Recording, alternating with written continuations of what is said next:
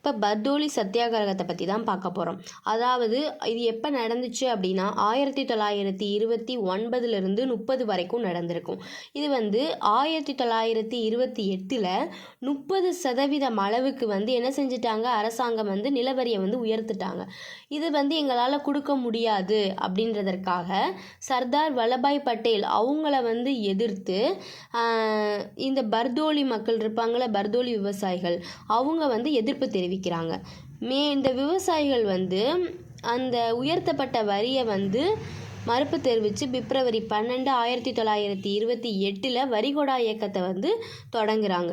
1930 இந்த பர்தோலியில் இந்த வரி செலுத்த மறுத்தாங்கல்ல அந்த விவசாயிகள், நாங்கள் என்ன செய்வோம், அரசாங்க குத்தகைதாரர்களுக்கு கொஞ்சம் விலைக்கு விற்று எங்களுக்கு லாபம் வந்தாலும் பரவாயில்லை, நாங்கள் அரசாங்கத்துக்கு எங்களோட நிலத்தை நாங்கள் கொடுக்க மாட்டோம் அப்படின்ற மாதிரி அவங்க சொல்கிறாங்க.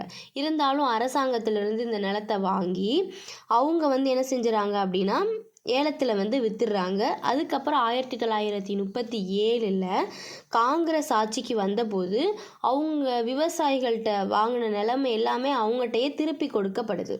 ஓகேவா? இதுதான் பர்தோலி சத்தியாகிரகம் எப்போ வரைக்கும் 1929 30 வரைக்கும் நடக்குது.